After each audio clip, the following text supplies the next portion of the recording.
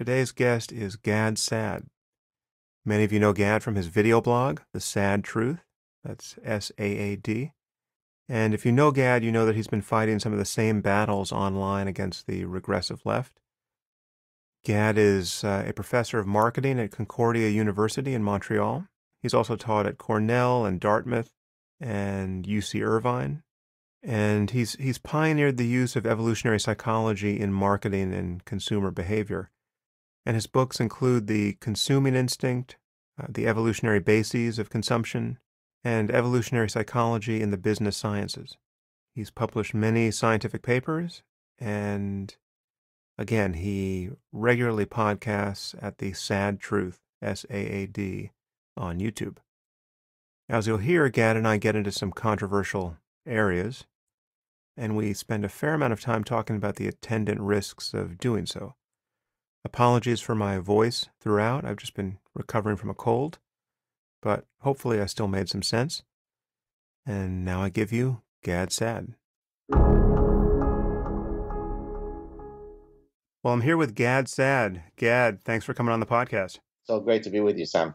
Obviously, we have many fans in common, and many people listening will know who you are. But for those who don't, just tell us something about your background and how do you describe what you do at this point? So I'm a professor. Professor of marketing is my official title. And I also hold the Concordia University Research Chair in Evolutionary Behavioral Sciences and Darwinian Consumption. I know it's a mouthful, what basically that means is I try to marry evolutionary theory in the context of consumer behavior. So in generally in the behavioral sciences, but in particular, since I'm housed in a business school and I'm in a marketing department, I try to look at what are some of the biological and evolutionary underpinnings that make us who we are as consumers. So now how did you come to focus on consumer behavior? So consumer behavior, so I had done an MBA and where, my curiosity with this field had been titillated. Although I had a very technical background in mathematics and computer science and some operations research, but I had always been interested in behavioral sciences. And so it seemed like consumer behavior would be the nice place for me to marry my technical background, because I was originally thinking of being a mathematical modeler of consumer choice. And then when I went to pursue my PhD at Cornell, the gentleman who became my eventual doctoral supervisor suggested that I take some psych courses. And in one of those courses, Advanced Social Psychology, halfway through the semester, the professor assigned a book called Homicide, which was written by two Canadian evolutionary psychologists, where they explain criminality from a biological and evolutionary perspective. And so that was the genesis of my interest in evolutionary psychology. And since I wanted to study consumer behavior, that's where I had the idea, okay, well, since no one has looked at the biological roots of consumer behavior, that's what I will focus on. For those who don't know, and they can discover your podcast on YouTube, on the SAAD Truth, you are a very committed enemy of political correctness and moral relativism, postmodernism and identity politics, and all of these other intellectual and ethical trends that seem to be going in the wrong direction. But yet you are a professor at a university. Do you ever regret getting into this swamp and dealing with these issues? It's funny because you probably heard the term, of course, having skin in the game, right? It's difficult to have more skin in the game than somebody who is sort of in the cesspool of all of these ideas that you mentioned a few minutes ago, and yet try to, critique them from within. Look, the reality is, I think that my unique personhood is such that I sort of couldn't live with myself if I don't tackle wherever I see some enemies of truth or reason manifesting themselves. And so, in a sense, I can't be anything than what I am. So I regret in the sense that if I were a bit more of a careerist, if I were a bit more strategic in my thinking, then I might have taken a slightly different road. But I simply can't do it. I mean, I always try to be polite. I always try to be as kind as I can be, always have decorum. But I can't sit idly while, the humanities and some of the social sciences are being infected with movements that are genuinely grotesque to human reason. They're an affront to human decency, if I dare say. And so I speak out against it. And so, and that, if you like, shapes a lot of what I do. I mean, of course, when you are an academic, when you're a scientist, you're trying to pursue some area of truth or try to get closer to understanding some phenomenon. But I think that more academics need to be using their training to weigh in on topics outside of their very limited scope of sort of official training and expertise. I'm quite astonished that there aren't more people who lend their voices. I mean, I realize that it takes a particular type of personality to put your ideas out there in front of, a large audience, and most people probably feel more comfortable being in their lab, speaking only to their colleagues in the ivory tower. But it's a shame because these are all important issues that you mentioned, and there has to be many people who are combating them. Which of these issues, or which among the many things on the menu that people are inclined not to talk about, which do you think is the most radioactive? Do you have a sense Right. of what gets you into the most trouble at this point? So it depends if you mean in the general campus or in science. So let's do both. So if we're talking about science, there was a paper that was published, I think, in 2005, either in Nature or in Science, and I think the title was Forbidden Knowledge. Hmm. What are some research questions or research topics that you should stay away from? And probably the top two ones that are, to use your term, the most radioactive would be racial differences, any research on racial differences, and then probably second would be sex differences. Hmm. So if and of course that's definitely where I come in, because a lot of the research that I do, from an evolutionary perspective, recognizes that human beings are sexually dimorphic by definition. I mean, that's how we define the species. And so to have a debate as to whether there are sex differences that are innate is preposterous to most people who are biologically inclined. But yet, much of the social sciences have built edifices of theories and empirical edifices completely rejecting this possibility. And so, from a scientific perspective, I would say probably sex and racial differences. But in the general campus, anybody who attacks not so much postmodernism, but political correctness. So anybody who ruffles the feathers of the thought police is in trouble. So it could be if you attack affirmative action, if you're against it, well, that's wrongthink, and therefore you'll be into trouble. So I think there are two distinct things. There's the general discourse on campus, and then there is the specific scientific fields that are radioactive. Are there any topics that you have just decided you won't touch? Obviously, there are topics that don't interest you, or you think to touch them would just be, you would just have no motive to touch them, or they would, you'd have to have some negative motive in order to want to go there. But is there any topic that you think that is valid and should be productive to talk about, but it's just too damn hard to do it, so you just avoid it? So I've never consciously thought of an interesting problem to pursue and then using the calculus that you just mentioned, decided against it. If I've not tackled a problem, typically the criterion that I've used is that I don't find that problem sufficiently interesting for me to spend some time on it. And so really that's the key driving metric. There's a great paper that I think all doctoral students should read in their doctoral training. It is a paper from the early 70s titled "That's Interesting" with an exclamation point. It was written by a sociologist, whereby he was offering a framework for trying to understand how do we determine whether a research question is worthy of pursuit. And oftentimes, one of the things that we forget is whether at the end of the journey, of your research journey, whether people would scream out in excitement, "That's interesting," right? And so, really, what drives me to a fault, I think, and I'll explain in a second why I say to a fault, is what I call cerebral hedonism. I just like to pursue intellectual landscapes for no other reason than because they're interesting. So if Sam Harris comes to me today and says, "Hey, there's this really interesting fMRI study that I'm thinking of working on, and I think your expertise would be great. And if you convince me that it's an interesting problem, I'm on board." Now, the reason why I think that that's a bit of a fault is because, as you may know, and I say this with regret, in academia, what's more promoted is for you to be very, very narrow and to go very deep. So if you study emotions, then spend the next 40 years studying emotions and fill in the blank, right? But don't foray into different lands. And I find that life is too short. I truly am somebody who's interdisciplinary. And so I just go wherever the spirit moves me, so to speak. Yeah, well, also reality is interdisciplinary. Right. We don't find actual boundaries on our intellectual landscape apart from those we erect based on just methodological concerns and bureaucratic concerns, and how, the fact that you have to physically go to one building to learn about medicine and another building to learn about biology on a university campus. But obviously, the boundary between medicine and biology is non existent once you look closely at it.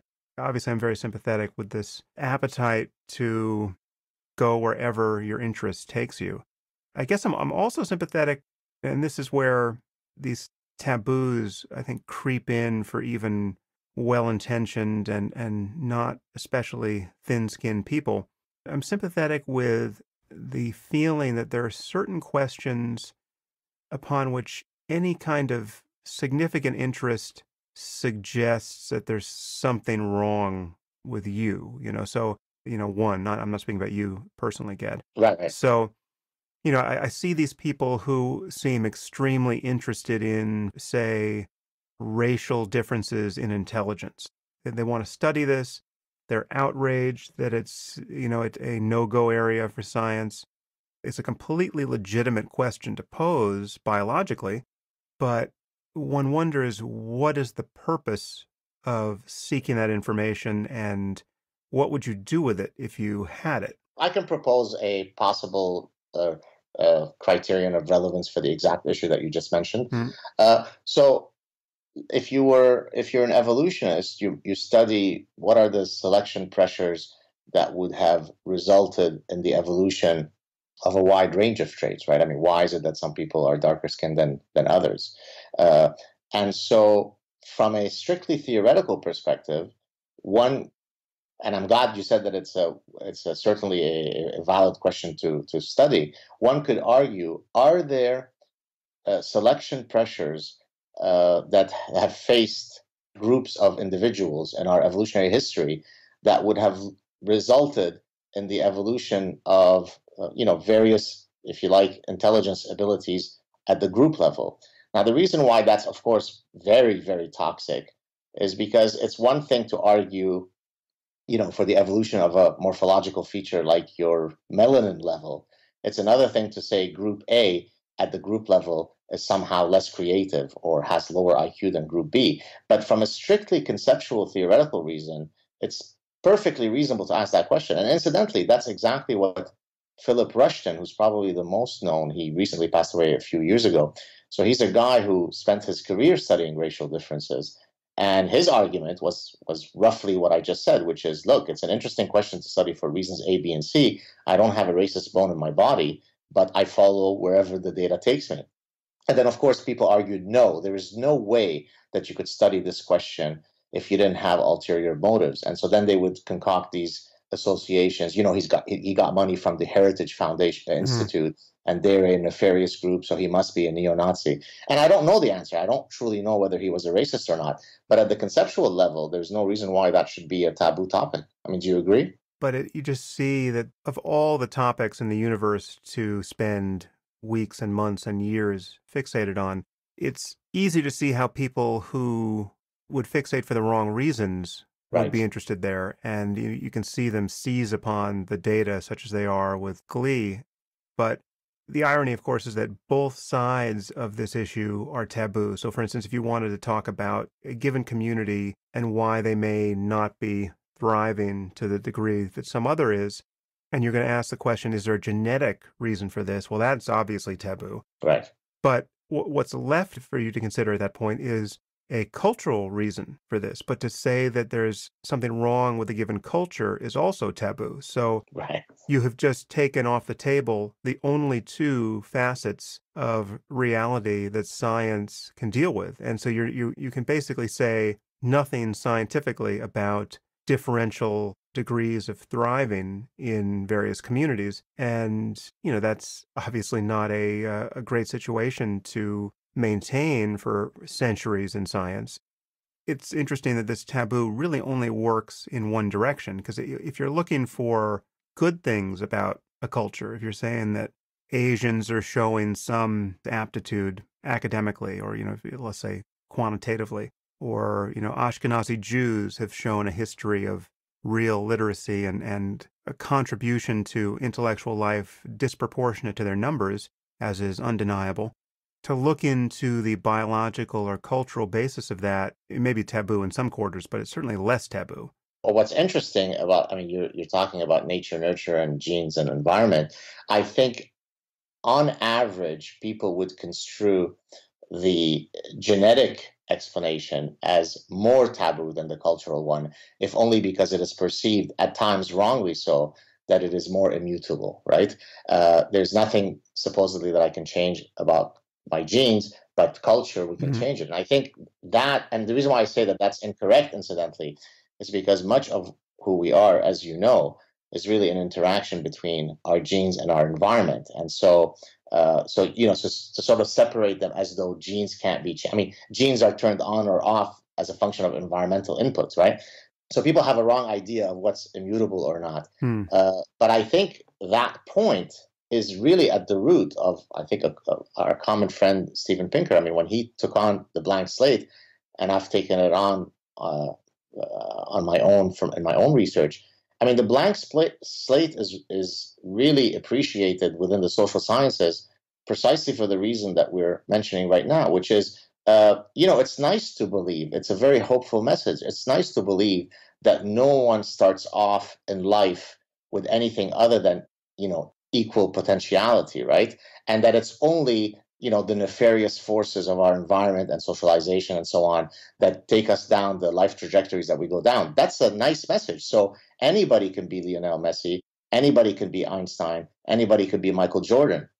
So I think a lot of the nonsense that's been spewed in the social sciences over the past 100 years is not because most social scientists are walking degenerates who don't understand anything about life. I think it comes from a good place, right? So for example, the cultural relativists you mentioned earlier, cultural and moral relativism. So that started with Franz Boas, the cultural anthropologist, Hmm. who sort of was aware that having a biological explanation for things could have a downstream effect that's bad, right? And we know all the different reasons for that, right? And therefore, let's create a worldview that, while completely incorrect, is at least more hopeful. And that to me is an affront to the truth, and therefore I will attack it.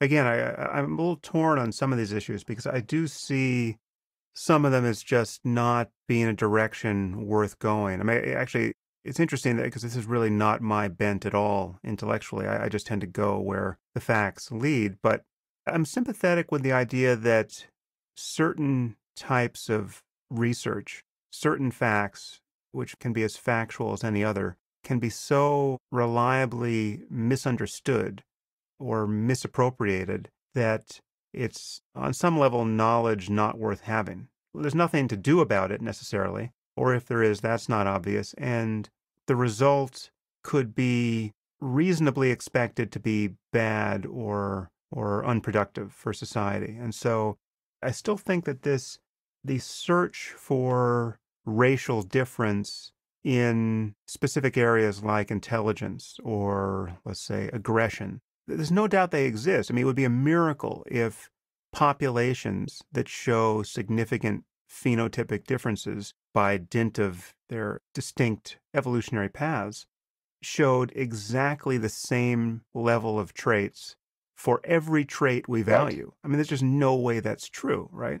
So if we could really get down in a fine-grained way to the details here and scale all these different populations on intelligence and empathy and aggression and everything else that is psychologically interesting to us, what then, right? And this does come back to what you said about a misunderstanding of just what it means for something to be genetically determined or to have its basis in biology. Because obviously, as you said, ideas modify the regulation of our genes. Experience does. The brain is not a closed system. The brain is in dialogue with the world. So the boundary between nature and nurture is not hard and fast. And if you look closely enough, it Right. really doesn't exist. So when you're talking about the ways that are left open to you to use this knowledge, you're not talking about changing the genomes of people to improve them. At least you're not talking about that yet. And also, there's a misunderstanding that creeps in that the variance is likely to be significant enough that it would be rational to judge someone based on the population they come from. Let's say it's just a fact that Koreans are, on average, better at math than white Americans. I'm just making this up, but let's say something like that's true, Sure. and you introduce me to a random Korean and a random Caucasian, it would not be rational for me to think I knew anything about their mathematical ability based on their racial characteristics. But no one's going to follow that, really. And people are just going to make these blanket judgments about populations based on the facts we find.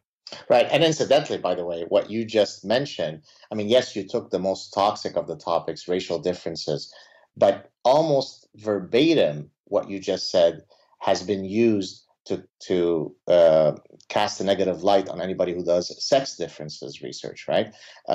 And people say, well, why can't you study something that unites us? Something I remember I received once a review, reviewers' comments. I submitted a paper to a top journal. So, why are you so focused on sex differences? What's the point of that? Why not study something that unites us? Well, the reality was I was studying sex differences in information search prior to choosing or rejecting a mate, right? How much information do men need to acquire, or women, before they decide that they've seen enough information to either reject a prospective suitor or to choose a suitor? So this was really at the intersection of information search and mate choice.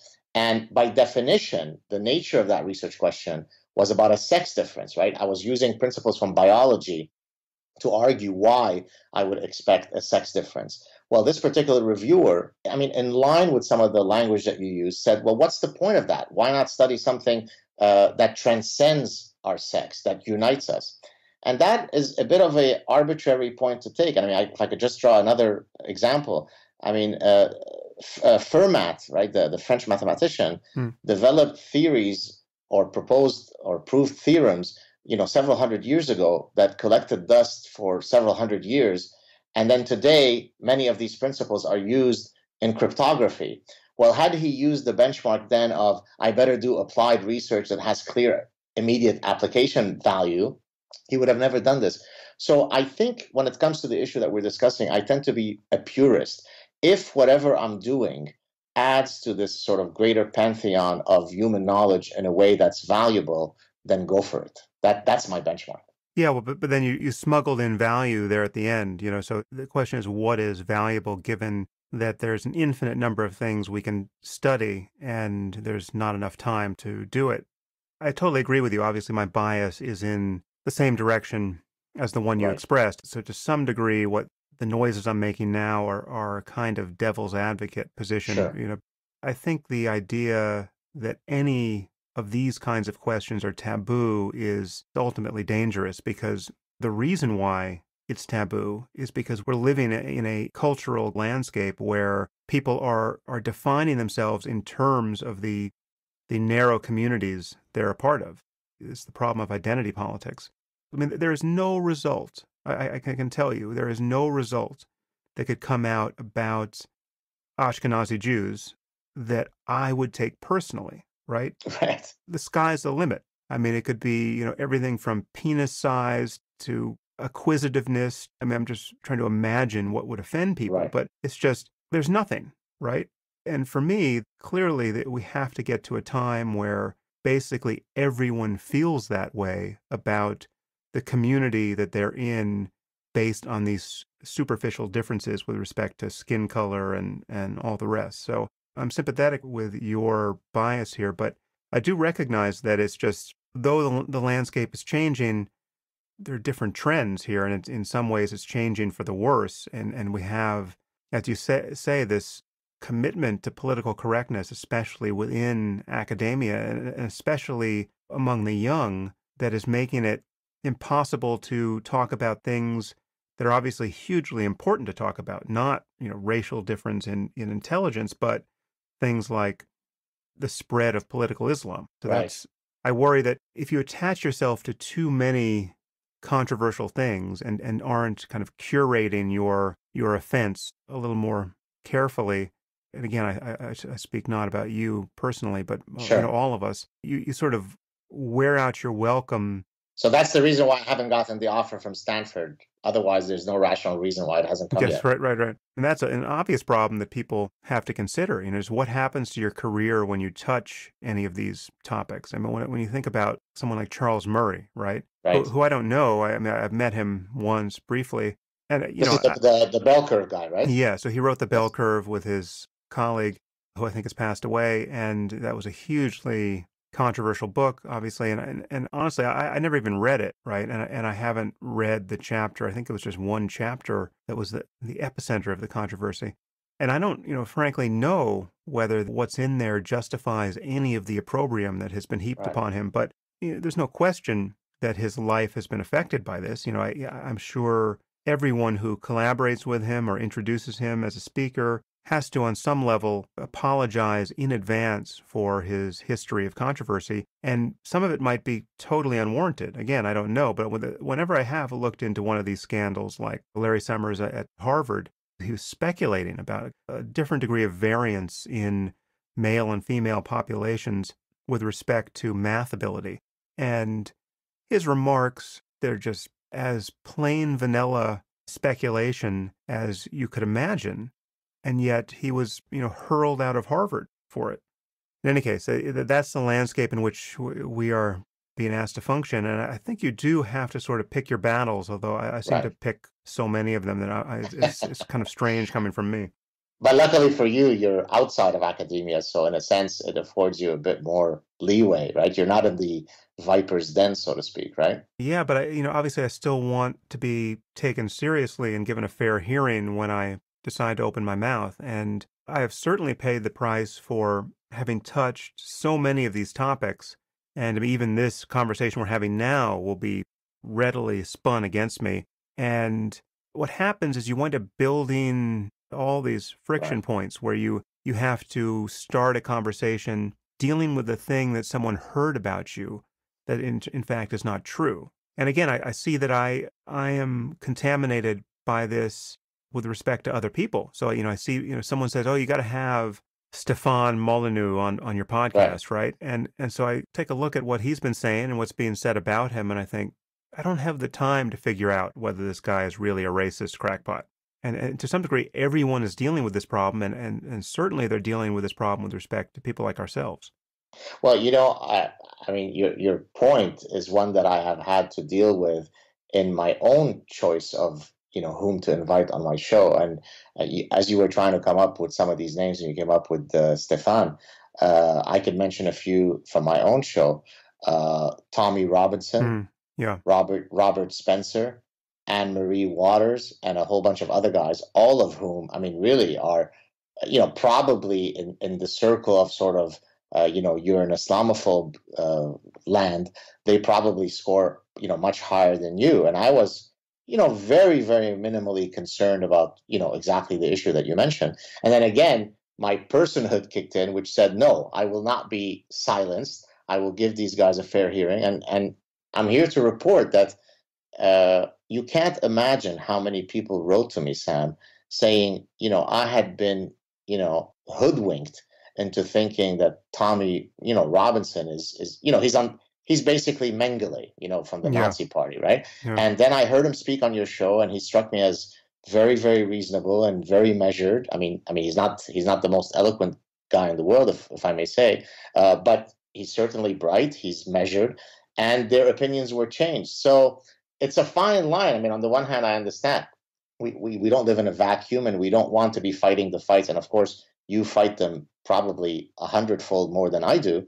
But on the other hand, if we succumb to that mob pressure, then they're basically dictating whom we can speak to. Correct? Have you ever interviewed someone who you regret interviewing for reasons of along these lines, that you didn't actually appreciate who they uh, were and they managed to fool you and pass for reasonable, but then you discovered something heinous about them and now you feel sullied? yeah, right. So I have to be a bit diplomatic, which is not easy for me. There is one gentleman that I interviewed who I think it would be pretty fair to say uh, he is an Islam apologist on steroids. But I was very calm and very measured. So I don't have any stories similar to your, what do you call it? The greatest podcast Oh, ever? the best podcast ever. Yeah. Right. So I don't have a story like that. Now, I do have a gentleman who's coming on next week who used to be, I hope I'm not misspeaking, but I think he used to be a terrorist.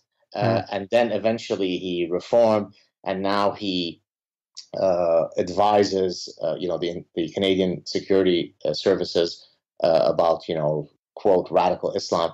And I think that may potentially be a difficult conversation, although it won't be on my end. But I sort of noticed he put out a couple of tweets where he started accusing me of, oh, so is this what I should expect? You're an anti-Muslim bigot type of guy. And then Hmm. I wrote him privately and I said, look, if this is the kind of discourse that we're going to end up having, then it's not really very fruitful. If you think that simply questioning you on some issue of Islam is going to, have this appellation thrown at me, then it's a useless conversation. And he said, no, okay, brother, no problem, we're good. So I don't know. So I haven't had any that remotely match your level of, craziness on your podcast. But hey, the future is long. You never know. Although that craziness is of a different sort. So 'cause what I'm picturing here is talking to someone who you really should challenge on specific points because they have said crazy, divisive, irrational things in the past, but they're just not saying them on your show. So you get them there, and it turns out this person's a grand dragon in the KKK, but you don't know that, and you're talking about racial differences in IQ or something in a good-natured academic way, and you don't realize that this person's interest in this topic is just the tip of the iceberg, Right. and the iceberg is horrendous. I think that's a situation one could be in. I mean, obviously, I think that you could have an potentially interesting conversation with anyone. I would, I'd be willing to go into a prison and talk to a serial killer Right. because I think that would be a fascinating conversation. There are many questions I would want to ask someone who has killed Sure. many people, but at least in that situation, I would understand who I was talking to. And what I worry about with many of the people you name, someone like Robert Spencer, he comes so fully stigmatized that unless you've paid enough attention to the kinds of battles he's fought to be confident that you know that all of that opprobrium is unwarranted, well, then you don't actually know who you're talking to. And Well, one of the ways that I handled specifically the Robert Spencer case is as people started writing to me saying, "Hey, why are you speaking to this Nazi?" and so on, I said, "Look, the comments section on my YouTube channel is open. Why don't you share some manifestations of, some nefariously racist, horrible things that he's done, and then at least I could be educated." Guess what? I didn't see it. mm, So yeah, so I think that's one of the ways by which you could, I think, take their concerns seriously, right? I mean, you're exhibiting that you're open to having the opinion that they'd like you to have of him. You're open to that possibility, but the onus is on you to share that information. So I won't accept that he's simply a vile Nazi Islamophobe at face value and then not bring him on. And I've had this even with guys who are less toxic, right? People said, why are you speaking to Paul Joseph Watson on the Alex Jones network? Alex Jones is this kind of mm. bombastic guy. Do you know who that is? I know Alex Jones. I don't know Paul Joseph Watson. Yeah, right. And the reality is that to me, I was very pragmatic about it.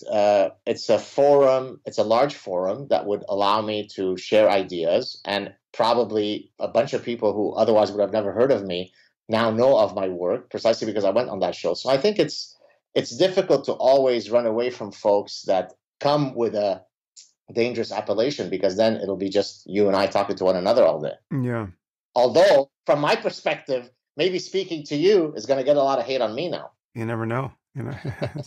So let's get into these controversial waters with respect to Islam, because obviously Oh, yes. you and I have both spent a lot of time here, and we agree. I think we agree largely. I think there are probably some interesting points of disagreement, though, but we certainly agree that the reflexive denial that the unique problems we're seeing in the Muslim world have anything to do with religious doctrine, that denial that we see everywhere is a real cause for concern, and it's intellectually and ethically unjustifiable. And you and I both spend a lot of time convincing people that there really is a connection between the way people behave and what they believe, and they're telling us what they believe, and we should believe them Right. in most cases. So it's, jihadism is not merely political. It's amazing that that's still a controversial point. I think we probably do have some different intuitions on certain points. So tell me a little bit. I think you and I once had dinner, and you were talking about how living in Montreal gave you a somewhat different picture on questions of immigration and whether Islam was amenable to reform in the way that someone like Majid Nawaz suggests. And so give me Sure, your picture sure. of what's going on. Incidentally, when you mentioned earlier a conversation that would have been difficult to have to be had, I tried to have that conversation with Majid. I reached out to him because I disagreed with some of his prescriptions, and he blew me away because apparently the final inerrant word had been written in a book that you had done with him. So that would be a manifestation in my eyes of someone who wasn't willing to engage in a discussion. Notwithstanding the fact that I had started my clip by saying that I applaud his work and this is the type of guy that we should be supporting, but there were specific details that I disagree with him. But that said, so to go to your Montreal question, look, the reality is that, and you've said this a million times in very large forums, we have to differentiate between, of course, individuals and between the ideology. Just let's say it for the 1 millionth time. So individual Muslims might be lovely, but what happens to a society when it becomes more Islamized? That, if you'd like, is a question that we all have to ask. Mm. And there are really, Actually, Gad, before you get into that, which is sure. exactly where I want you to go, you might just tell listeners who aren't aware of it that you have a background that gives Oh, you that sure. kind of a life experience here Right, that sure. many of us don't have. Yeah, no, that's a great point. So I was born in Lebanon. I grew up in Lebanon, and so my mother tongue is Arabic. We're Arabic in a multiplicity of ways, and some of the music that we listen to and the foods. And if you saw us, you wouldn't know that we are anything but Arabic. The only asterisk is that we're Lebanese Jews. Mm. And when the civil war broke out in Lebanon in the mid 70s, it became about as precarious as anything can be to be Jewish in Lebanon. And so we had to leave under imminent threat of execution. So some of the things that people in the West now are used to seeing in terms of ISIS and so on is stuff that I grew up with in Lebanon, right? Mm. That was my reality. That's what I escaped from. And so I have first-hand experience. I mean, not that that means that whatever I say should be more trusted, but of course, I am shaped by my own unique experience. And my own unique experience says that at any point, something could be dormant and then it comes alive. And when it comes alive, look out, right? Because people will point to, oh, but didn't you have an otherwise peaceful existence in Lebanon before that point? Well, yes and no. I mean, we were tolerated, right? To be tolerated in the context of the Middle East is very different than to be equal, right? You're tolerated, it means that we're not going around decapitating you. Well, that to me is not the best benchmark of being an equal citizen under the law, right? So there were institutionalized laws that did not permit Jews to do certain things, even in the most progressive of Middle Eastern countries, Lebanon, right? My brother, who was the Lebanese judo champion, I think 3 years running, had to leave Lebanon before the civil war because there were threats on him that he could no longer compete in judo because it wasn't good for a Jew to constantly win the title. Mm. So these realities are things that we faced every day, even pre-war. So that's really the background that I come from. My parents were subsequently, after we emigrated to Canada, and you may or may not know this, I'm not sure if we had discussed it in our last get together, but my parents kept going back to Lebanon after we emigrated to Canada. And in 1980, they were kidnapped by Fatah. Mm. And some really nasty things happened, but luckily we were able to get them out. So, I have, in the same way that some of the other people who are in this space have personal history with this reality, I mean, I have it all, right? I mean, I've lived it, I've escaped it. For about 20 or 25 years after we escaped Lebanon, I used to have a recurring nightmare where, they're coming to kill us, and I have a gun that either malfunctions Mm. or I run out of ammunition. So this is real, right? This is part of my if you'd like, my memory DNA. So that's my background, and it shapes what I'm now seeing in Montreal, which is that Montreal is becoming increasingly Islamized. So if we compare, the number of people that we would see in Islamic garb in Montreal, 12, 13, 14 years ago to today, I mean, it's just breathtaking. Now, does that mean that we've turned into Yemen? Of course not. But we can sort of guess what the trajectory is. With more Islam, is there more peace? Is there more tolerance? Is there more freedom of speech or less? I mean, it's a very simple calculus, right? In the same way that at the end of every day, we can determine whether that day I've put on weight, nothing has changed in my weight, or I've lost weight. We could ask the very same question. When Islam becomes a majority in a particular society, is it for the better? And by better, I mean by all the tenets that we hold dear in the West. Is it unchangeable, or does it get worse? And so that's what we really have to look at, not so much whether how many terrorists we let in, if we let in immigrants. Is does Islam, once it becomes dominant, change the fabric of our societies? And regrettably, the answer is yes. Yeah, yeah. So this is one of these topics that's very fraught, and I have a position here with respect to Muslim immigration in the current context of the election, because I've been struggling to figure out what someone like Hillary Clinton could say that would make sense given the realities we're talking about, that wouldn't be just the sanctimonious drivel that you hear from, unfortunately, from the current president and from really all Democrats, which is that this has nothing to do with Islam, and to even think about paying attention to somebody's religious background when you're deciding whether to admit them into the country, that is synonymous by definition with the worst forms of bigotry. So, as listeners to this podcast know, I'm not a fan of Donald Trump's, and yet if you catch him in the midst of a single sentence or something that purports to be a sentence, you will hear a more honest note struck here. It'll be something like, "Listen, this is coming from one religion. It's Islam, and we know this, and we can't lie about it. And therefore, the fact that someone has a Muslim background tells us something about the possibility of, one, that they're jihadist, and two, that they harbor opinions." Now I'm starting to speak in a way that Trump wouldn't, but that they may in fact harbor opinions that are deeply inimical to everything we value culturally: free speech and the rights of women and the rights of gays and all the rest. And so it is just a fact that if you're going to let in 100,000 Muslims from a country like Syria, even with the best of intentions and even with some process of screening, you will let in some percentage of that 100,000. And you know what that percentage is, by the way, Sam? Do you want to take a guess what that number is?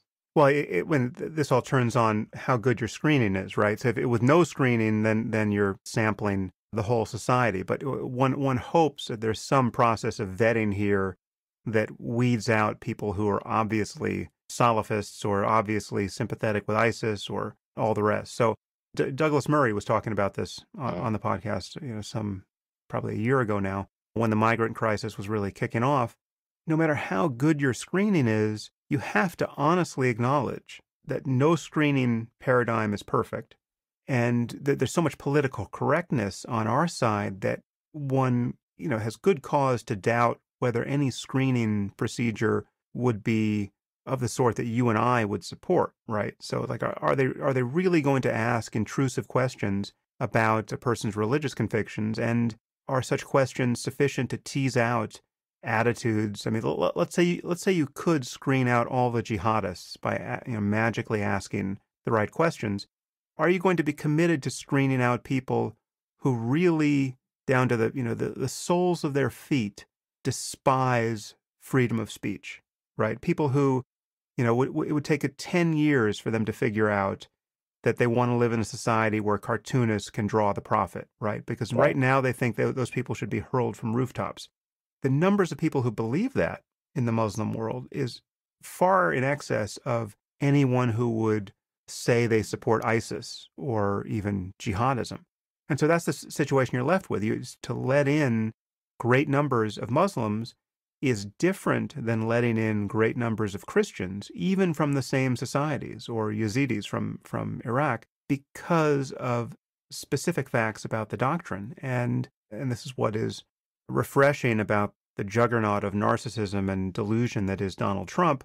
Most people are in denial about this reality, and it's something we just have to honestly talk about. Now I say all this believing that the prescription of not letting in Muslims or not letting in anyone who could be Muslim from any of these societies is not workable and in fact not wise, for the reason that many sanctimonious liberals espouse, but obviously they espouse it in the context of not actually acknowledging the nature of the problem.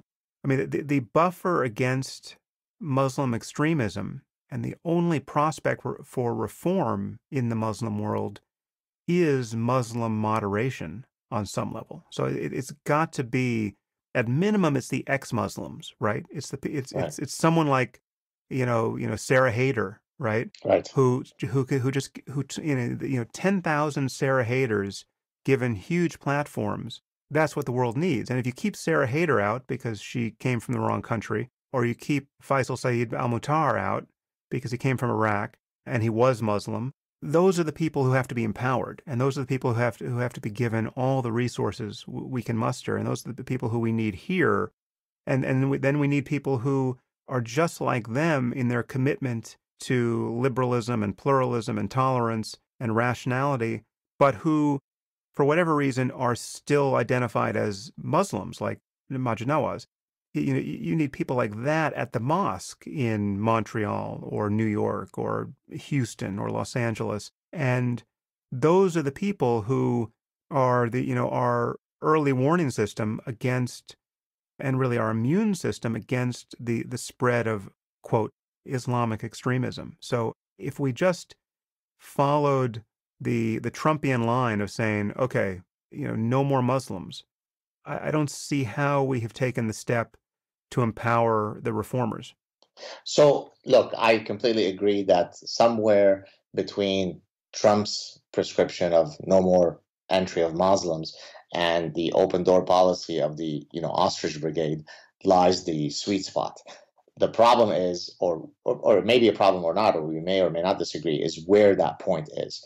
From my perspective, I struggle with this issue all the time because no one probably knows more nice and decent Muslim. Probably no one has more Muslim friends than I do by virtue of my background, right? So obviously at the individual level, there is no discussion to be had. There are very nice Muslims, there are very bad Muslims. We're talking here about statistical regularities, right? Our brains have evolved to detect statistical regularities. I mean, that's a central feature of the architecture of the human mind. Mm. The reason why we don't go down a dark alley, I satirized an argument that Lawrence Krauss had made about how statistically it's insignificant, the likelihood of you dying from terrorism, so don't worry about it, by using the following analogy, right? I took the data from all murders for a particular year in Canada, which is very small. Your chances of dying of murder in Canada is unbelievably small. If you look at the number of murders in Canada that were committed in dark alley, which is a subset of that, it's astonishingly smaller. Yet most of us, when faced with the choice of walking in a public street or in a dark alley, we refuse to walk down that dark alley. And so then I satirize it as, we're being dark alley-ophobic, right? The reality is that it's a numbers game. And the reality is if you let in 100,000 people from those countries where, many, many surveys show that the rate of genocidal anti-Semitism is, 95%, 98%, 99%. So that's a really small minority of 99% of people, right? Now, if I, as a Jew, say, you know what, I'm not really comfortable with 95% of 100,000 new people coming in who I know hate me and my children. Is that a rational position for me to take? Now, if you keep those values at the door the minute that you come in, if there is a magic way by which we could decontaminate you from that hatred, then come in, my brother. I don't care if you're brown or white or blue or Muslim or not. But to the extent that we don't have that magic machine, then the numbers that we let in has to be such that it doesn't have any capacity to irrevocably change the character of our society, right? When you're letting in 1 million people to Germany, Hmm. it doesn't take much of a demographer by looking at the differences in fertility rates to say, look, I can predict that in 40 years, you guys are going to have trouble. Why? Well, because when Islam becomes in the majority, chances are you don't get John Lennon singing Imagine while holding hands with the Jews. We know that. We've got 1400 years of history of that. So we just have to be honest about it. Now, in the case of Trump, this is where you and I, quote, have a disagreement. I agree with everything that you say about Trump. I mean, I loved your analogy about him being a balloon that goes in different directions. Is that what was that? Can you remind us what that analogy was? A picture of his mind, or at least the way I see his mind, is if you hold up a balloon without tying off the end and release it and just watch it fly chaotically around the room. That's how I view the quality of his mind and attention. Right. So now let's take Trump versus Clinton as relating to Islam. Uh, there are different decision rules that we can use in making a choice. So, for example, we could take all of their attributes that define them, and then we choose that candidate who scores higher on the greater number of attributes. And then maybe if we use that decision rule, well, then Clinton wins. On the other hand, there is another rule called the lexicographic rule, which basically says look at the most important attribute for you. I mean, if you were choosing toothpaste, the most important attribute might be price. So I choose the toothpaste that has the lowest price. That would be called the lexicographic rule. Well, if Islam or immigration is the most important issue to you, and you are somebody who is willing to choose a president based on the lexicographic rule, then to the extent that you and I would probably agree that Donald Trump has a better handle on this issue than Clinton, then you would choose Trump, and it would not make you irrational. So all I'm saying is that we have to be a bit more nuanced, and I'm not attacking you here. I'm just saying in our general discourse, we have to be more nuanced than to say, she's presidential and polished, and, he's a decapitated chicken without a head who just utters random nonsense. The truth lies somewhere in between. In my case, I know for a fact, and I hope I'm not being presumptuous, that irrespective of whether Trump or Hillary Clinton come in, at the end of 4 years, very little is going to change in terms of the economy and all the other things. The sky is still going to be the same color, so to speak, and the sun is still going to rise in the same way. But if we have a person who is going to go down Angela Merkel's policies Hmm. and has promised to bring in 500,000 new immigrants from that region, I know that downstream there will be irrevocable changes that will have an effect on our societies. And I'm not American, right? So people can listen to my position and know that I don't have a dog in this fight. I don't care. I'm not voting.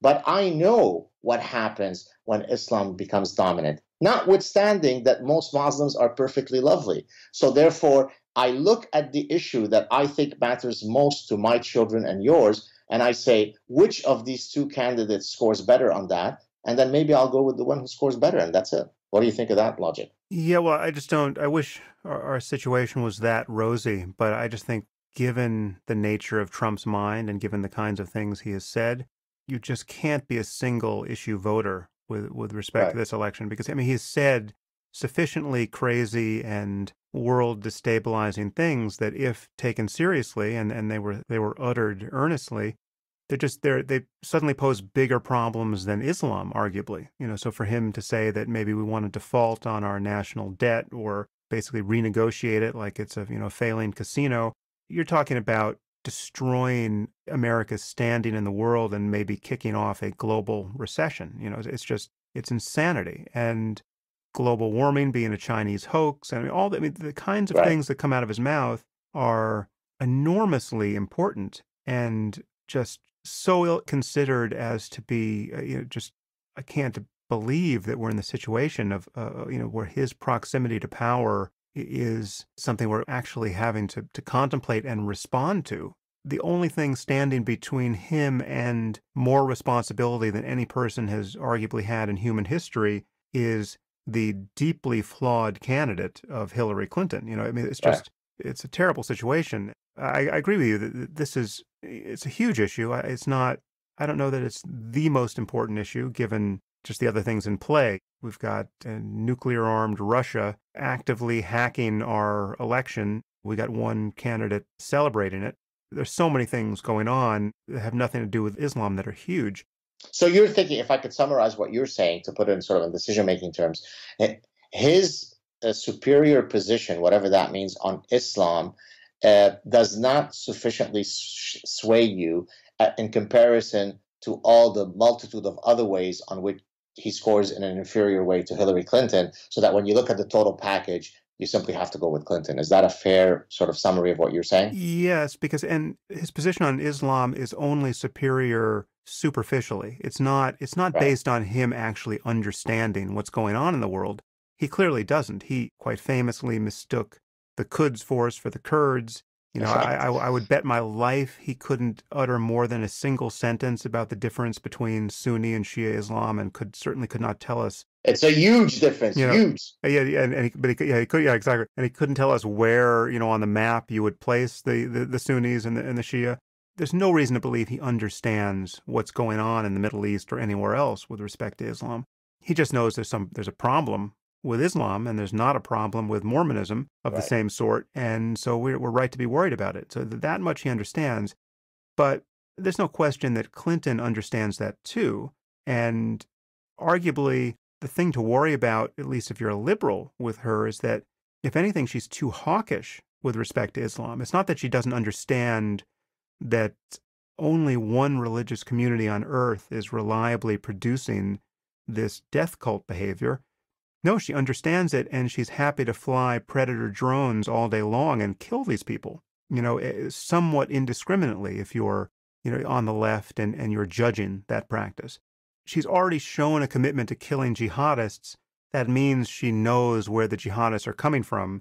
She's not oblivious to the problem. Now, when you talk about somebody like Angela Merkel, who has let in what seems to be a crazy number of refugees and economic migrants without having really thought it through, I just don't see that as something that is at all likely to happen in the U.S. I mean, one, we can absorb more people, but two, we're not going to let in nearly the same numbers, I think. Well, I've heard the numbers, and I guess we'll have to check the veracity of those numbers.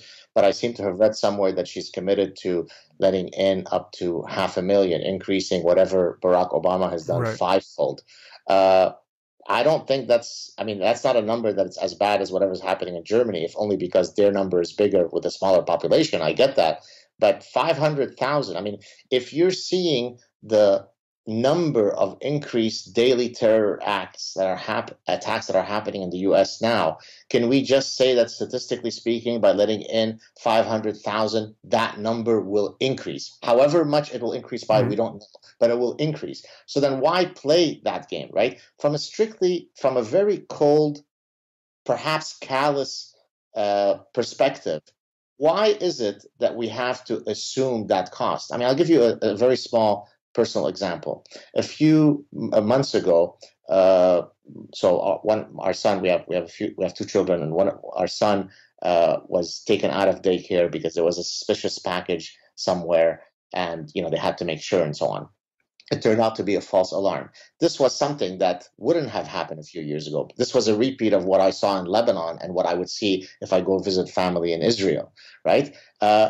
Now, is this reality going to increase if you increase immigration from those countries? Of course it is. So then the question becomes, so what is the moral calculus by which we should justify to ourselves and to our children that it is worthy to take that risk? And Yeah. I'm not sure if I could come up with it. I mean, can you? So yeah, actually, I do have an answer to that. You can consider it from two sides. So the one side is I am very in touch with the likelihood, in fact, the certainty that many of the people we would be letting in are people, one, we don't have to worry about, and two, just as an ethical obligation, the more we could learn about them, the more we would want to let them in, right? So it's just, our hearts would break for the actual details of their story. I mean, forget about the Muslims for a second. You just have Christians and Yazidis and others who have been victimized in the starkest possible way by sheer bad luck. They had the bad luck to be born into these societies, and they're escaping ISIS, and we should let them in. Sorry, before you go on, excuse me for interjecting. Then why is it that out of, I don't know what the exact number is, out of, let's say, 100 people that are let in, less than 1% from the Middle East are not Muslim, are Yazidi and the Maronites and the Greek Orthodox and so on? Isn't that the numbers that we hear quoted from the people that are being let in from Obama? In other words, the current entry policy is not the one that you're suggesting. It's not that the Yazidis are getting preferential treatment to be let in. It is still the case that 99% of the people who are being let in are precisely belonging to, are co-religionists of Hmm. the ones that are truly trying to escape are not being let in. So what's the logic there? I'd heard that, but I'd heard that from sources that I don't feel that I can trust. So, I do, see. do you have good information on that? Because I would Uh, be I, interested to hear it. I mean, I could look up to see where I got it, so I can't vouch for its veracity, but those are the numbers that I had seen. But certainly Right. it's worth checking the veracity. But anyways, sorry Yeah. for interrupting you. Go Okay. on. So in my view, that would be a total mistake, both morally and politically. I don't know what the percentages are, but let's say 10% of Syria is non-Muslim, and we should be letting in at least 10% Right. non-Muslims, and probably much more, because these are arguably the people who have an extra reason to fear persecution and to be escaping, legitimate problems will be Christian or Yazidi or probably 15 Jews who got That's out at the right. last minute. So yeah, so that would be a mistake, and obviously a religious test for entry would make a lot of sense in the sense that to find out that someone is Christian, come in from one of these societies, is to learn a lot about the likelihood that they will become a jihadist spontaneously 5 years from now once they're, driving a cab in New York and, not having such a good time, right? If they're actually Christian, the likelihood is vanishingly small. So that's relevant information. The fact that it's taboo to even talk this way is a real problem. But I'm just aware of the fact that when you look at someone like, again, people who you've interviewed and people who I consider friends and colleagues like Faisal or Sarah, or I don't actually recall if Sarah immigrated from anywhere. I don't think she did. Or was she born in the States? She's of Pakistani descent. I can't remember if she came to the States. She certainly came when she was very young. So anyway, but you can imagine someone just like her, right, with all of her potential to do good in the world and her level of commitment to rationality and all the values that we want to defend. And that person is just languishing in a refugee camp in Jordan, say. Right. That's the most important person in the world, from my point of view. Given perfect information, that's the first person on my list to bring into the country. So that's one side of it. The other side is we routinely make decisions for which the actual price, the undeniable price is the loss of innocent human life. So my go-to example here is always the speed limit, right? So if we were asked, do you want to reduce the speed limit in your society to save the maximum number of innocent human lives?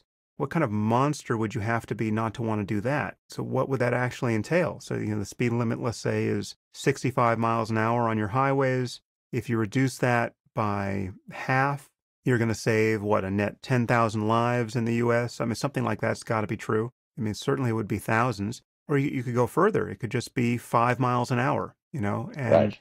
and then you just wouldn't be able to commute anywhere, really, realistically, and society would have to proceed along different lines. Well, when you actually look at why people don't want to reduce the speed limit, I mean, the reasons aren't even the good reasons of, well, listen, the economic cost of doing this would then also tally in losses of life, right? You would just be destroying so much human wealth. You would just need only calculate the mortality points you earn doing that. Forget about that. People just like to drive fast. It's just fun. Right. So if you gave people a choice, listen, you got a new car, I understand you love it, but we're now going to put a governor on it so that you cannot speed. So we're not even going to reduce the speed limit.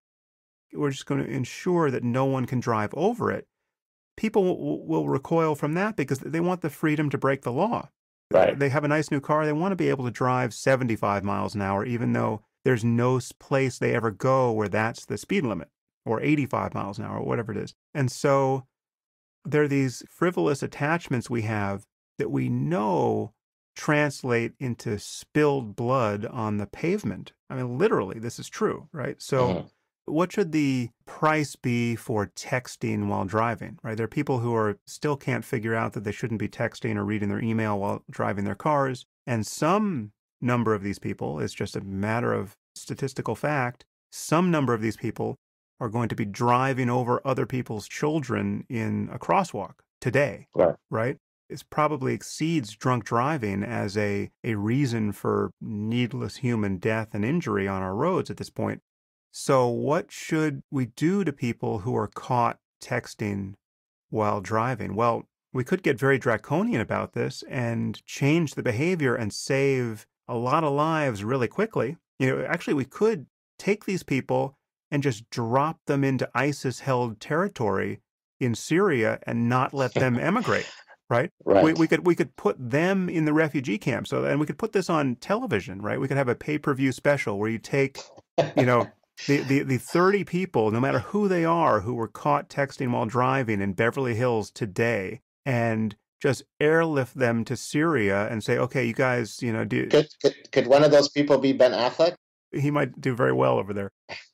The claims of death and suffering are fungible here, and we can kind of sort of move these pieces around and then decide, which lives we want to save. And so I don't view the lives lost to terrorism as fundamentally different from the lives lost to car accidents and anything else. Obviously, if it happens to your kid, it's the worst thing that's ever happened.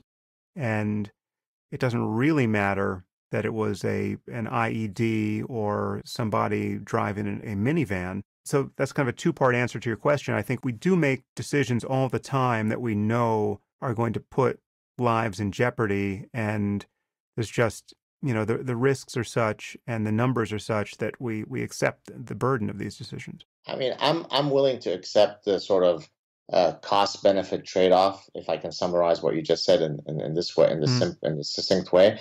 The problem, I think, is that the cost benefit analysis that you've mentioned, at least if I understood it correctly, is relevant at any particular temporal point. At time t equal x, let's let your calculus be operative. The problem, though, with when we're talking about Islam, is you have to take a longer view of this issue. And that is, it's not just how many people will die in the next year or today versus how many people like Sarah Hayder will be saved and Faisal, who are lovely people. The question is, if the demographic realities are altered in a society as a function of greater incursion of Islam, what happens downstream to that society? Once you incorporate that longer sort of intertemporal view to your calculus, then I think you might change. And again, I don't want to come across here as I'm the hawkish guy on Islam, while Sam Harris is the gentle, more moderate one. But what I'm basically saying is that, look, I'm all for having a very ethical and moral program for letting people in, whether they're Muslim or not. I don't care. But it has to be taken with two fundamental ideas. Number one, the people that we let in, we are entitled to say, what do they bring us as benefits? In other words, you're not obligated to become friends with people that you otherwise don't share many values, right? In your personal life, you do make a decision. I'd like to be friends with people who hold these beliefs, and I don't want to be friends with people who hold these other beliefs. By the same token, at the aggregate level, a society is allowed to say, I only wish to allow entry to those who exactly are willing to abide, support, enforce the ethos of the West. And if you hold views and values, irrespective of who you are, if tomorrow there's a new religion called purple that is antithetical to those views, then I don't have a moral obligation to let you in, because you are going to wreak havoc to my society. Maybe tomorrow, maybe in 100 years, but it will happen. And we have tons of data to support that narrative. So why not speak openly, honestly about it? Donald Trump is wrong. He's extremist in his views. And every ostrich liberal idiot is wrong. Somewhere in the middle is where the truth lies. And I think you and I think we both try to find that sweet spot, correct? Yeah, I think we agree about certainly the structure of the right answer. Right. I think, if you and I were doing the vetting, I think we would probably agree about each individual case too. And I'll tell you how I could, if I can interject Yeah. again. Uh, there's a game that I satirize, but frankly, the satire is very accurate. It's called Six Degrees of Kill the Jew. And the game works as follows, and it comes from my personal experience. Do you really need 6 degrees? Very good. I'm trying to be charitable here, Sam. So basically, the way the game works is Ahmed comes to the room. I say hello to him. How many exchanges does it take before we converge, especially since I speak Arabic and therefore he certainly doesn't know that I'm Jewish, before we both converge on let's go kill the Jews, right? Mm. And the reality is, this is how it typically goes. Hi, Ahmed. How are you? Fine. Let's kill the Jews, right? So you know what? I don't want people who adhere to that. And until I have a magic machine that allows me to look into your heart honestly and know whether you hold those beliefs or not, then I'm under no obligation to let you in. So I don't know what the answer is. And I realize that the discourse that I'm giving right now sounds as though I'm being very harsh. And I'm not, because obviously, as I just said, of the top 100 Muslims that I know, every single one of them is a lovely guy that doesn't fit the kill the Jew stereotype, right? But that doesn't say anything about the greater issue, right? And frankly, it's a conundrum. I don't know how to solve it. Do you know anything at all about what the vetting procedure is like? I don't. The only thing I can say, I mean, in Canada, I think it was Ali Rizvi, whom we both know well. Yeah. I think he had said, I hope I'm not misattributing this story to him, but I think it was him who said that when he came to Canada, I think it was something like a 12 to 18 months, vetting like the whole process took that long. So if let's take that number, let's take the smaller end of that number. It's 12 months.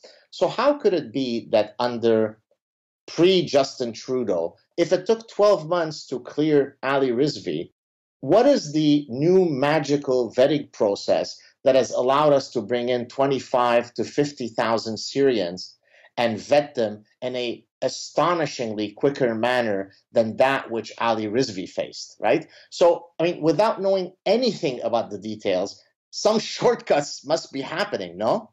Yeah, and again, one can only imagine that the role played here by political correctness in greasing the wheels has got to be a dangerous one. Given the kinds of conversations I've had with people who are close to the levers of power, I have no confidence that people are disposed to ask the sorts of questions that we would wish they would. And certainly the idea that no one on the side of the vetters could unabashedly say, well, we are really looking for Yazidis and Christians first because this solves so many of our problems. I mean, because one, we know we're not going to take in everybody. There's just no way we can do it. So if our quota is 500,000 and we know we have 100,000 Yazidis who are struggling to come in, well, let's just take those straight away. That would be a taboo thing to do. Right. Or it certainly seems based on what people have said on this topic. And that's just madness from my point of view, that you would tie one of your hands behind your back in the vetting process and not take advantage of what the population statistics are handing you, right? Which is we have these communities which we know by definition don't pose any of the problems, or at least the most grave problems we're worried about. And one could expect would be doubly grateful for having gotten out of the hellhole of sectarianism that you just now rescued them from. But it would be fascinating to actually talk to somebody who does this, who's actually there in the room and who could tell us the kinds of questions that get asked, the kinds of documentation people have. I mean, I can't imagine how you can ever be truly confident that you understand who someone is apart from discovering something like, oh, they happen to be a Christian. It's easy to see you would catch some number of people expressing the kinds of sympathies that you would think would link up with many other things that you would find dangerous. But if someone's committed to just deceiving you, if it's true that ISIS is sending people who are committed jihadists and they're coming into the migration crisis with the conscious intention of gaming the system so as to wage jihad in the West, it's hard to see how you would catch such a person. But see, again, I think that maybe one of the differences between your discourse right now and the way I view the problem, and here I'm going to appear maybe more hawkish than you, is that I really think that the catching the jihadists is a small part of the bigger problem. I do agree with you about that. Okay, yeah. So, but I think that most people, even those who would agree with much of what you and I say, don't take that additional leap. It's a question of what does it take before you irrevocably change the character of your secular, liberal, modern society, right? If I walk downtown Montreal 15 years ago and every girl is in a miniskirt of every race and nationality and faith or non-faith, that's the Montreal I know. If now half those women are in burqas and niqabs and hijab and so on, it really doesn't take Einstein and Newton to understand what will happen to our society, notwithstanding the fact that most Muslims will be here, will be lovely and kind and guys that I would want to have tabbouleh with. But that's not the point. The point is what happens to the greater society. So until our politicians are able to sort of enunciate this position, and I think, frankly, right now, the one who comes closest to it, as much as you might despise him and as buffoonish as he is Donald Trump. And in the European context, one who is perhaps much more eloquent is Geert Wilders, right? I mean, short of these two leaders, there's really no one who is engaging in an honest discourse. I mean, does that sound accurate? I mean, do you know anybody else? Again, I can't sign on to Geert. actually, no, I could sign on. I mean, he is talking about this problem at least articulately, and I know he knows what he's talking about. Now, he's one of these people who, if I had him on the podcast, I wouldn't quite know who I was talking to because he says many things that I've agreed with, but obviously he also comes in this toxic nimbus of Right. claims about his own intolerance that I would have to find some way of giving some proper shape to. So I don't actually know who Wilders really is.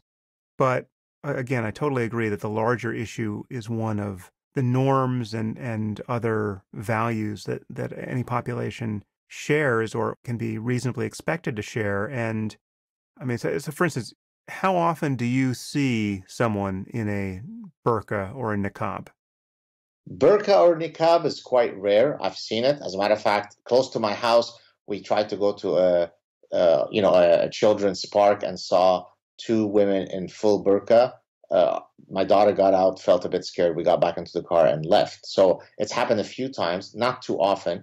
But I guess if you expand your question to in Islamic garb, which is various versions of at least some version of a hijab or chador or this or that, then I mean, I could walk out of my house, and out of the first 20 women I see, 8 are wearing Islamic garb. Okay. I mean, I just made up that number. I don't know exactly. I haven't actually done that number. But I mean, what I'm saying is there are places in Montreal where it has now become the norm to see women in one form of veil or another. Whereas up to 13 years ago, I had seen one woman from 1975 when we emigrated to Canada to 2003 when I returned from California when I was at UC Irvine.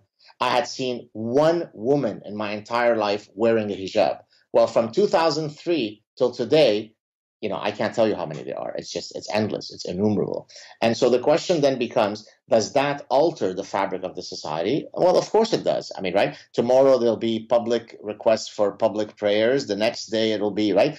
I mean, Islam doesn't just sit quietly and it's a private expression of one's faith. It always seeks to go into the public sphere. Now, that doesn't mean that every Muslim does this, but it certainly is that Islam, as a set of ideas, doesn't sit quietly in the privacy of one's conscience. And so I know for a fact that tomorrow there'll be somebody at school who'll say, hey, I need to take a break because I need to go and pray.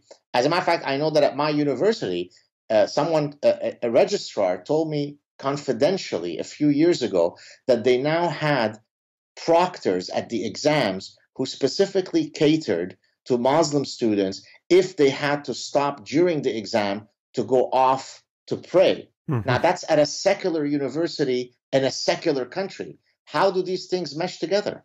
I completely agree that you open the door to all of these changes, which because they are anchored to a deep religious bamboozlement, and not all bamboozlements are the same, yeah, open your society to all kinds of changes in values that you don't want. And I think the commitment to secularism and to specific values like freedom of speech has to be defended at really any cost. The line in the sand that has to be drawn is we don't give in to threats toward newspaper editors who publish cartoons. And the fact that we have in the West caved in on those points, we reliably fail to defend secularism and freedom of speech when they're put under challenge. It does not suggest that we will be good at defending these things in the future. We need a total firmware upgrade of our commitment to these principles. Do you feel hopeful about that? Do you feel that there will be some trigger, some cataclysmic, point that will cause this sort of stifling, suicidal political correctness to start swinging the other direction, or are we doomed? Well, I do think the pendulum will swing, and it may be in the process of swinging, but unfortunately it's swinging politically in the direction of very energized right-wing nativist movements, both in the U.S. and in Europe. That, I think, is counterproductive. I mean, that will set us up for another pendulum swing. But right.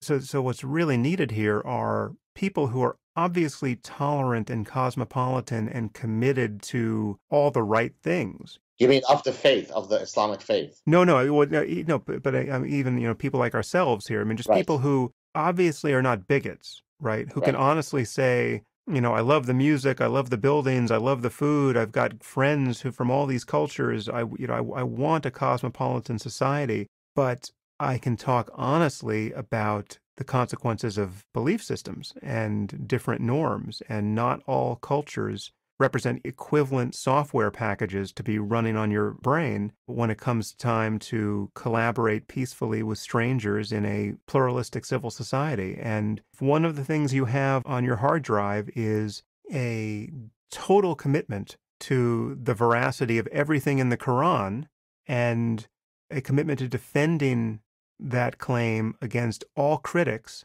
with violence if necessary, well, then we've got no place for you in our society. And so, I mean, there is a deal breaker within the Islamic worldview, which just has to be spelled out, and Muslims have to be encouraged, cajoled, enticed, and, when push comes to shove, coerced into reforming that, indigestible bit of nonsense, which is giving us, Islamism and jihadism and a commitment to all of these obviously destabilizing and divisive principles. So I'm glad you mentioned the word reform, because I think that's one of the issues where, given your work with Majid, where we might disagree. See, I think that this piecemeal attempt that Majid is trying with, let's take this particular hadith and let's look at it in this way, and let's do the mental gymnastics that gets us the Olympic gold medal for mental gymnastics to reinterpret what that means,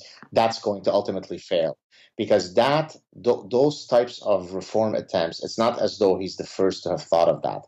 There's a history of that going back, a millennium, right? The question, if you're truly going to do something in the, landscape of reform, it has to be a cataclysmic reformation. You quote, discover a new revelation. I'm being slightly facetious, but I mean the point will still hold. You have to discover a new revelation that abrogates all the passages that are violent. So in the same way that you took the abrogation from being peaceful to now the violent ones are relevant, right? The Meccan versus Medinan dichotomy. Now you come up with a single new revelation that with one swoop of the brush gets rid. But this little minutia, right? I mean, in Arabic, a letter is haraf, right? You cannot change a single haraf. You cannot reinterpret a single haraf in the Quran. So one could argue, doctrinally speaking, that which he is attempting is complete nonsense, right? I mean, now we can debate and we can do the mental gymnastics, but the reality is it's not as though others haven't attempted that. So there has to be a much quicker way. And I mean, you're the one who actually has said, look, these people are holding very dangerous views with 21st century weapons. So we don't have the luxury to sit around and go through the authenticated hadith and the non-authenticated hadith and sort through them and decide which letter we're going to reinterpret. That's what I call the holy 3M of apologia: misunderstood, misinterpreted, mistranslated. Rather, if you're truly going to do reform, if you're not going to follow Sarah Haider's prescription, which is jump from Islam to non-belief, Hmm. if you think that people have to sort of do it in gradation, then frankly, I don't think that this piecemeal, line by line code of reformation is going to work. Do you agree at all with that, or do you think I'm misguided? Well, I just don't see an alternative. I don't see I a see. new revelation being in the cards. And I mean, that wouldn't be accepted by anyone. It's hard to see, how it could ever be theologically credible.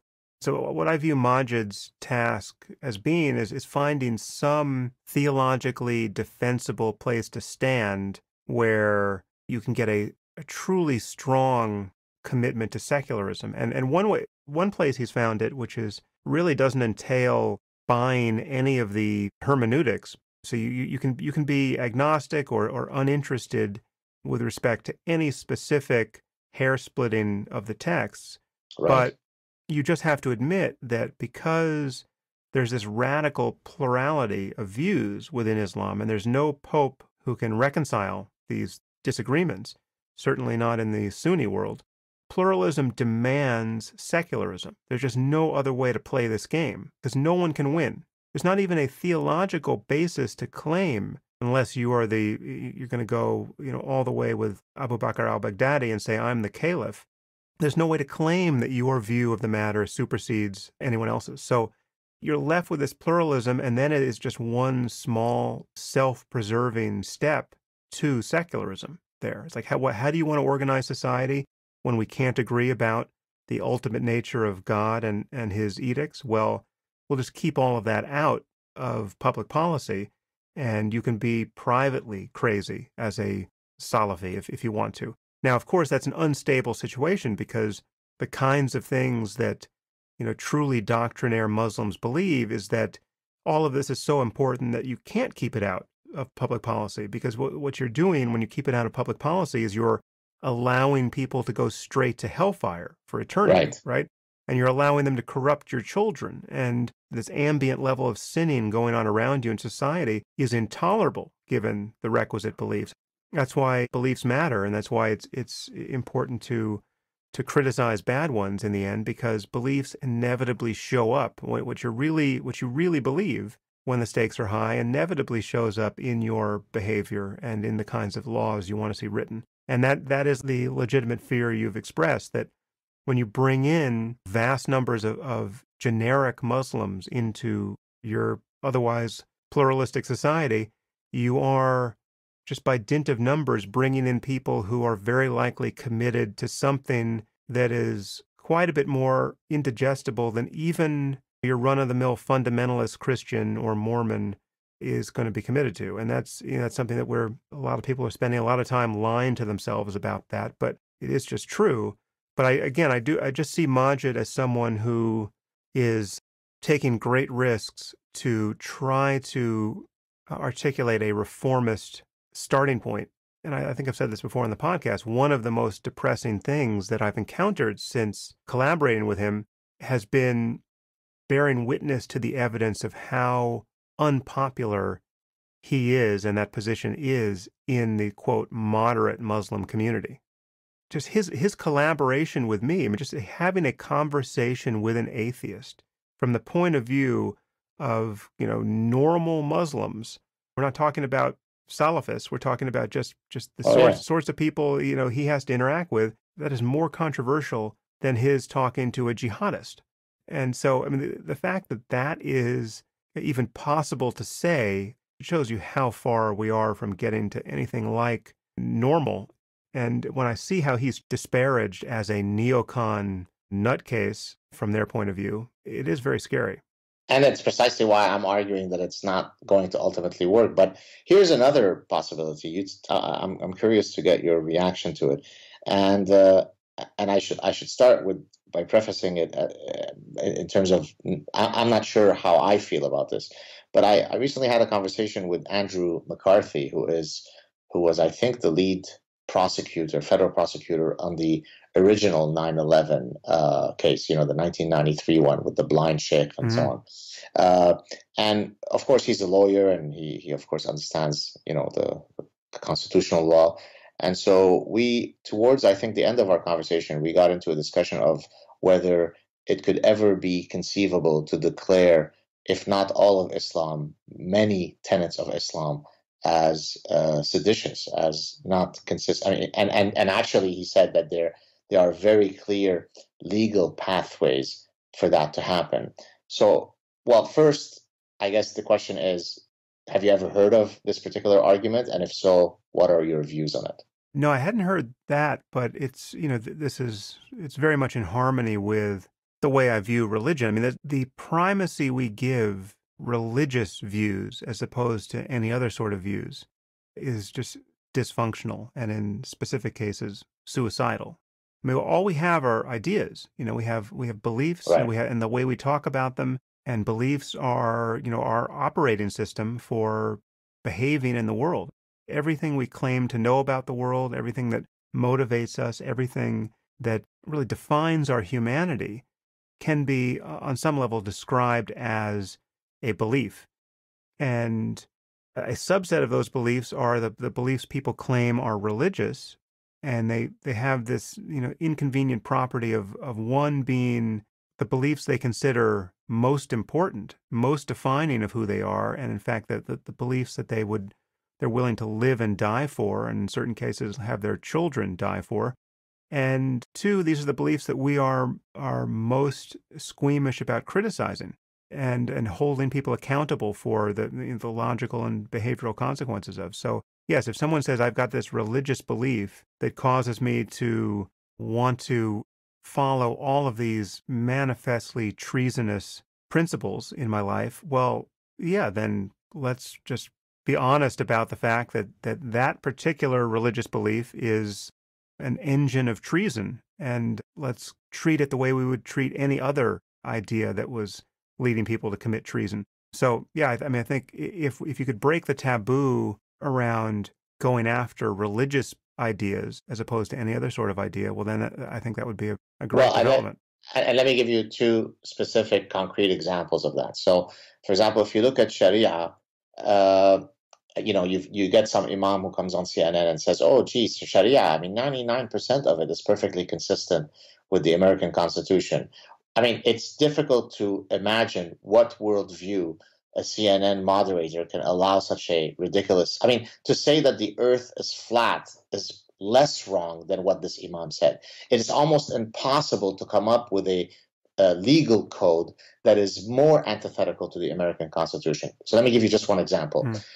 Crimes in Sharia, the punishment for crimes are specifically dependent on the identity, typically the religion, of the perpetrator and the victim.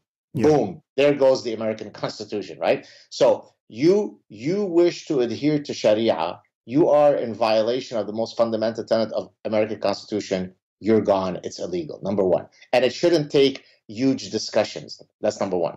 Number two, Geert Wilders is currently on trial again in the Netherlands. He was on trial a few years ago for pronouncing something that was veridically true.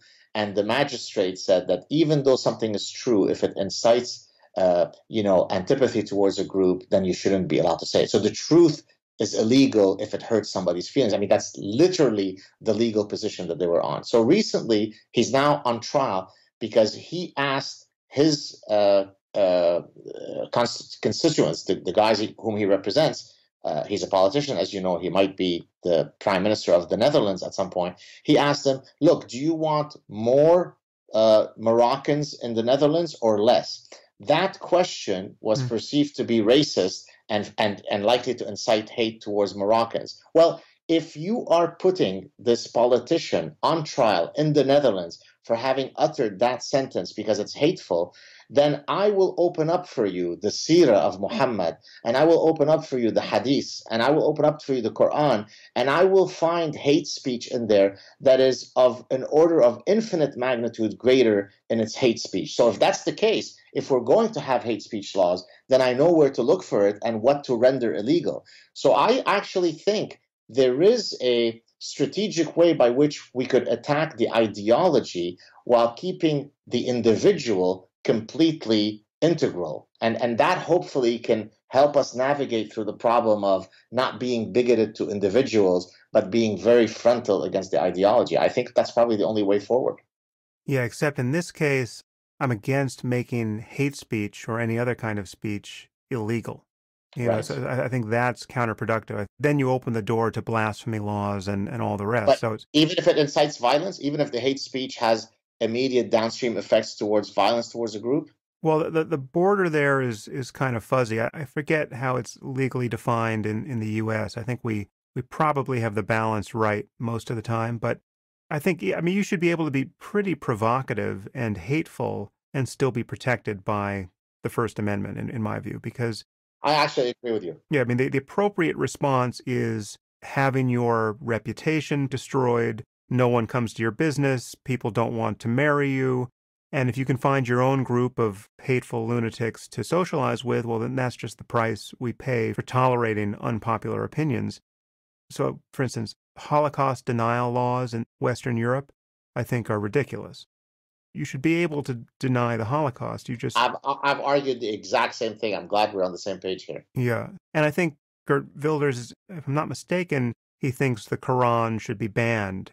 Well, I think because his argument is that the Quran is actually a recipe book for inciting violence toward, and then he could name the specific group. So I think Yeah, that's his argument. He's not just sort of speaking in the hypothetical that let's ban it because we don't like that book. It's because it incites violence. right. But and I would agree, certainly, given the nature of recent history, you could make that argument. But banning Mein Kampf in Germany also, I think, was counterproductive. I think it's Right. just not the way to go after ideas is to go after the ideas, and you create this kind of perverse, forbidden fruit, false martyr syndrome happening once you ban these specific tracks or make it illegal to say certain things or have certain kinds of conversations.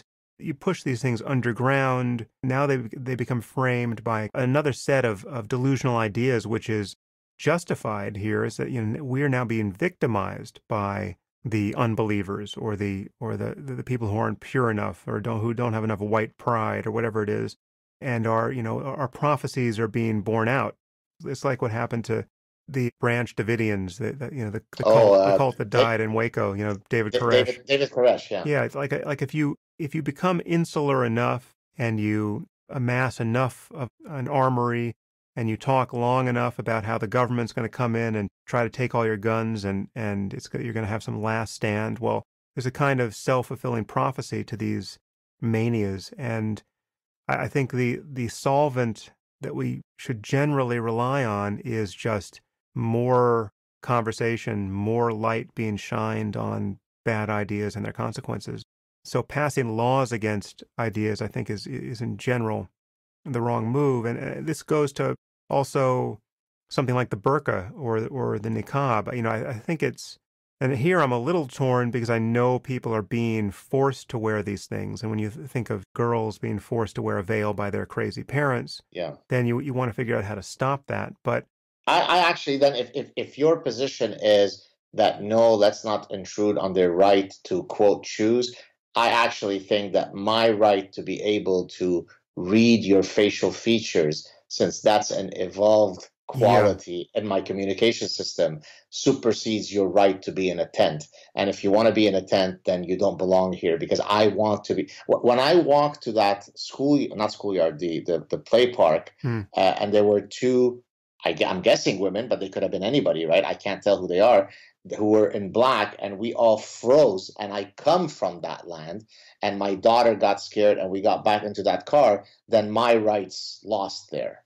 And therefore, no, I don't think that we should allow that expression, Yeah. especially when we do know that it is actually seldom. I don't think many sane women, when not forced in one way or another. Forced, by the way, of course, doesn't have to be I'm going to behead you if you don't wear a burqa. Force could be that this is the norm within our system, and you better abide to it, or else you'll be ostracized, right? So that is forced also.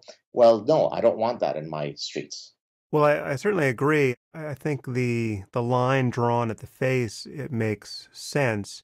It's just there are other cases. So, like then what do you do with someone who's wearing a Halloween mask in the park, right? Should that be illegal? I mean, if you're gonna if the law is you have to have your face exposed in public, that seems unenforceable too. I mean, but I can understand that on private property, you shouldn't be able to walk into a McDonald's wearing a Halloween mask. They should be able to kick you out for wearing it if you won't remove it. But as a general matter, it just seems like if you're going to say that no one can cover their face, I mean that's how you have to do it. You can because all of these things can be Right. defined and redefined in ways where suddenly it's religious garb, and suddenly it's not, but it's actually the same thing. So Well, that's precisely, by the way, why to go back to the legal point I made earlier, the states that are trying to pass effectively they are anti-Sharia laws. They've now reworded it to say no foreign laws, precisely because they wanted to make it appear as though they're not targeting any particular religion or any particular ideology, but rather it has to be integral to domestic law and no intrusion of foreign law, when we all know that it's really about Sharia. So yeah, what you're arguing is something similar. You're saying, look, you ultimately have to express the law in a way that doesn't make it seem as though you're targeting a particular group, and I guess I could sign off on that. yeah, I think with the burqa and the niqab in particular, I mean, I definitely do think veiling the face is an important variable there, just socially and as a matter of the woman's experience, certainly if she's being forced to do this.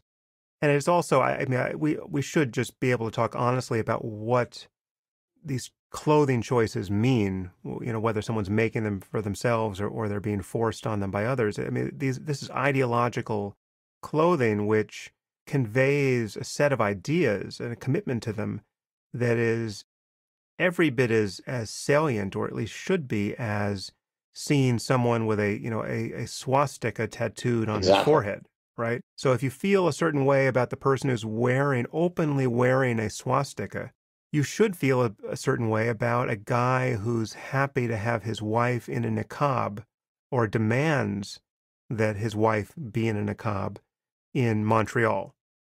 It's not crazy to think you know a lot about a person who decides to live that way.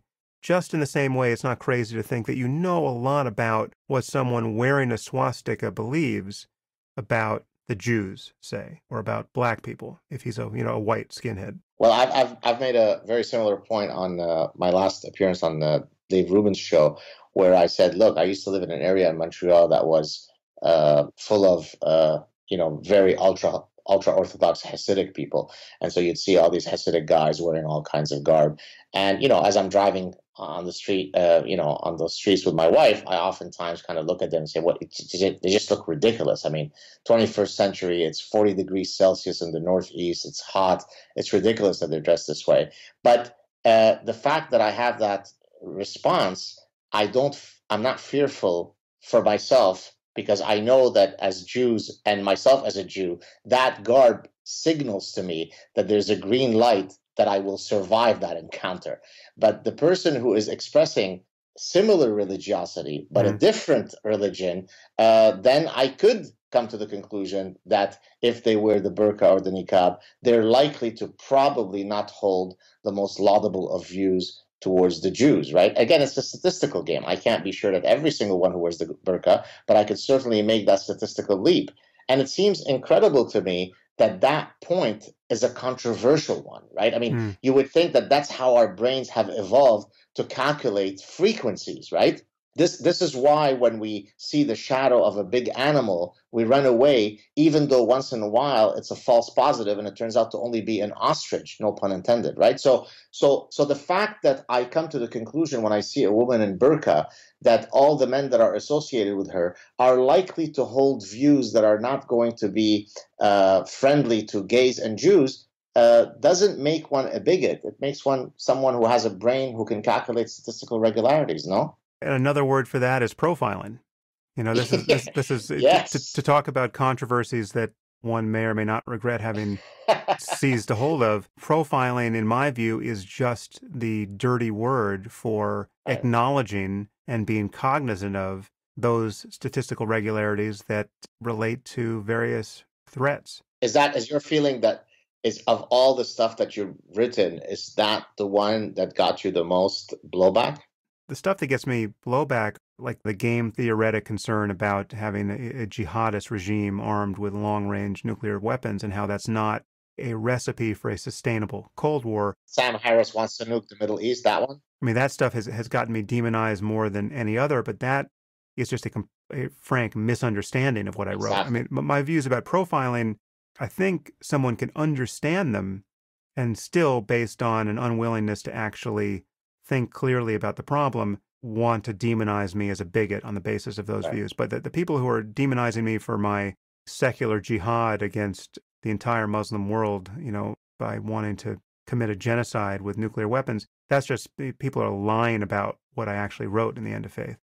But there's a very strong sense that we have to be blind to all of these differences, and that to say, you know, as Donald Trump has said, that we need to focus on Islam. Obviously, there's a problem here. I don't know what it is, but there's a problem here, and we should you know, pull the brakes until we figure it out. I mean, that's basically what he said. Right. And again, I think he is a dangerous buffoon who I am doing far more than many of my fans want to try to keep out of the Oval Office, because people find it obnoxious for me to be expressing specific political opinions here. But you know, he's clearly right insofar as, you know, that sentence goes, right? There's something about Islam that we have to figure out. And that's profiling. And Right. it is for the person on the left who doesn't want to think clearly about the world of this moment, that is just as obnoxious and intolerable as saying that black people are inferior to white people. Right. Or, I mean, Right. just fill in your clearly bigoted, racist trope, and to not see the difference there, and to not see the reasonableness of acknowledging that there's a reason why we're not having this conversation about Mormonism right now. The Mormons are not blowing themselves up. You know, for all the stupid things Mormons are doing, and there are many of them, they are not destabilizing whole societies with their commitment to sectarian violence. So, in any case, I think you and I totally agree on that topic, and we've approached the 2-hour mark, and Oh, yes. we're kind of at the end of human energy, whether it's ours or our listeners. But it's really been a pleasure to talk to you, Gad. Oh, likewise. That was great. Look forward to the next one. Yeah, yeah. Keep it up, and in closing here, tell people where they can find you online. So if they want to check out my clips on YouTube, it's The SAAD Truth, SAAD, which is my last name. So The SAAD Truth. If you just enter that, you'll find me. On Twitter, it's at GAD, GAD, SAAD. And then I also have a public Facebook page. I don't remember the exact URL, but it should be easy to find. Please don't send me requests to connect on my personal page. Please go to my public page. There you go. Once again, a pleasure, Gad, and to be continued. Thank you so much, Sam. Talk to you soon. If you enjoyed this podcast, there are several ways you can support it. You can leave reviews on iTunes or Stitcher or wherever you happen to listen to it. You can share it on social media with your friends. You can discuss it on your own blog or podcast, or you can support it directly at samharris.org/support.